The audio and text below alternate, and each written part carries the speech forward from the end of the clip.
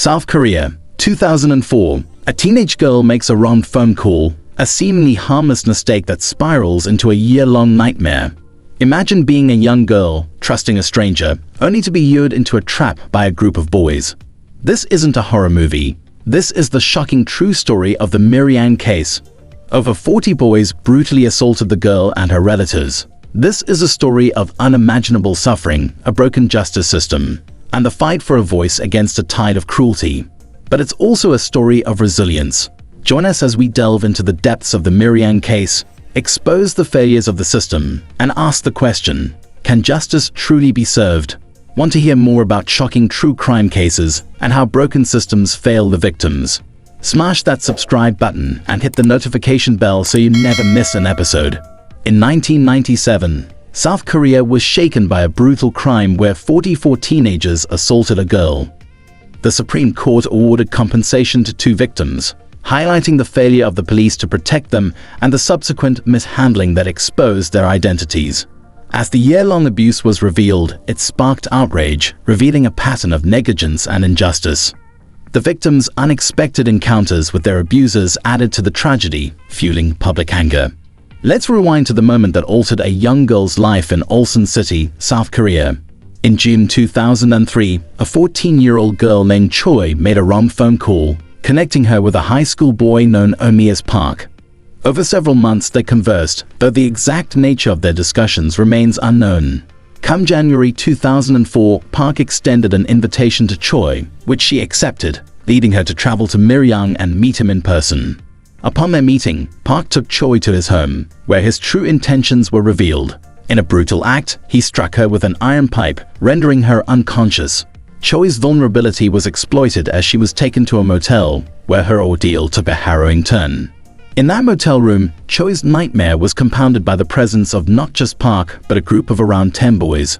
The terror she endured as each boy violated her is almost beyond comprehension. The ordeal was captured on their cell phones, not merely for their own twisted satisfaction, but as a means to blackmail Choi, ensuring their continued abuse.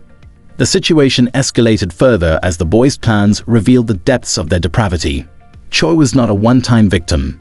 These boys, with a history of criminal behavior and sexual assault, were a known menace on the streets of South Korea, causing widespread concern. Choi was ensnared in a cycle of abuse, threatened by the boys who filmed her ordeal. They used these videos to blackmail her into submission, marking the beginning of a year of unimaginable torment. Choi was forced to endure their demands, feeling trapped and isolated. The assaults were not confined to a single location.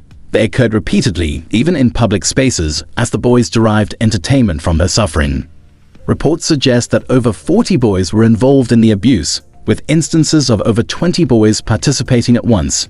The psychological toll on Choi must have been devastating, as her attackers reveled in her anguish, showing no remorse. Their appetite for violence was not sated with Choi alone. They demanded she involve others, targeting her 16-year-old cousin and 13-year-old sister. Tragically, her cousin was raped, and her younger sister was also subjected to assault.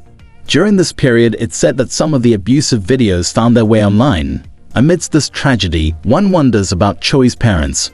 How could they not notice a change in her behavior or her increasing isolation, common signs of abuse?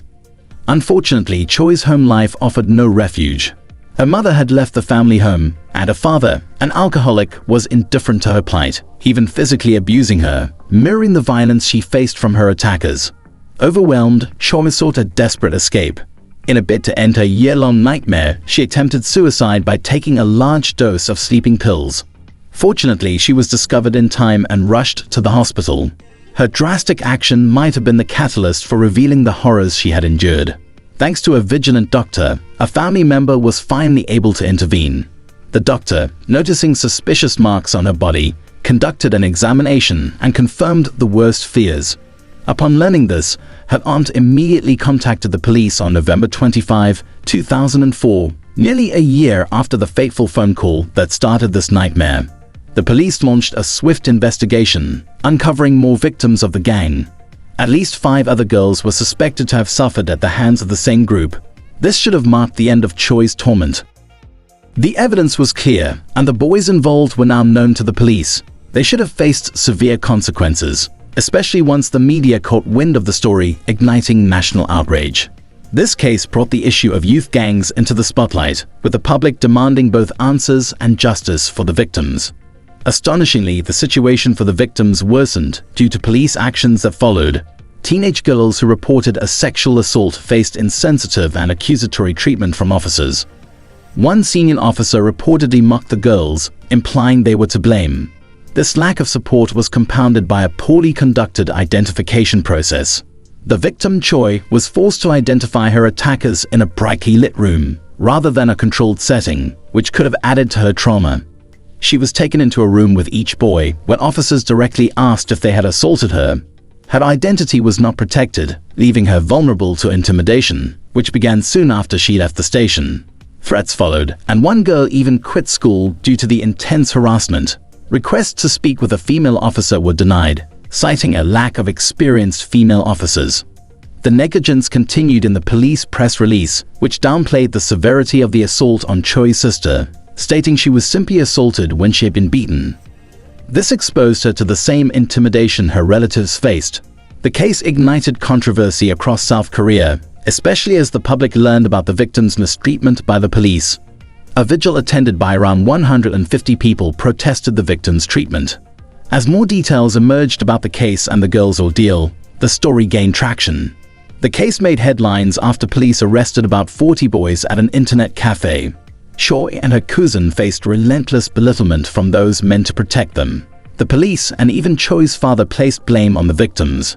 However, public support for justice grew louder, providing a powerful voice on their behalf. Anger surged over the victims' lack of protection and the leaking of their identities to the accused and the media. Initially, the police arrested 3 suspects on December 8, 2004, and 9 more on December 11 due to public pressure.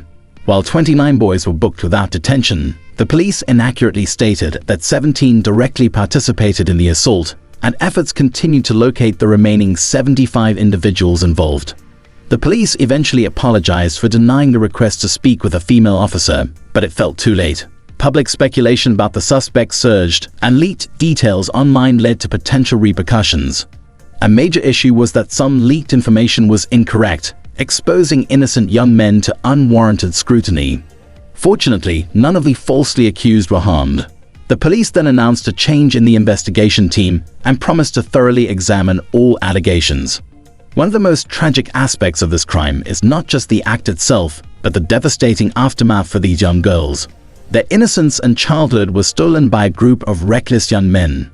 Choi was left with both physical and mental scars. While her body needed medical care and time to heal, the psychological damage was far more severe. She was placed in a closed psychiatric ward where experts worked to help her recover. Tragically, her ordeal worsened when her alcoholic father visited, bringing along the boy's parents. His motive was money. He pressured Choi to accept 50 million won and coerced her into signing a statement asking for leniency for her abusers. Imagine Choi's turmoil, enduring a horrific ordeal only to be coerced into signing a document that could ease her attacker's sentences. The settlement money, intended for her medical care and recovery, was taken by her family instead. Despite her tragic experiences, Choi was determined to finish school, but societal stigma made this difficult. She found a school, but faced relentless pressure from the attacker's parents to petition for their parole. The boys received shockingly lenient sentences.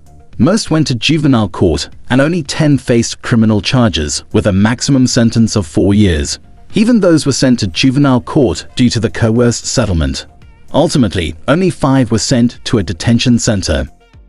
None of the boys who subjected Choi to a harrowing year were convicted. Despite repeated failures of the justice system, media voices criticized the prevailing culture around sex in Korea. In the years following, significant reforms were implemented to better protect the vulnerable in such cases. Shortly after these crimes, South Korea ranked 117th out of 142 countries in gender equality by the World Economic Forum, a startling statistic for a developed nation. Over time, extensive changes have been made to the justice system to ensure fair treatment regardless of gender. While issues persist, the hope is that tragedies like those experienced by Choi and her cousin will never be repeated. What are your thoughts on the Miryang case? Did the justice system fail these girls? Let us know in the comments below and subscribe for more true crime deep dives.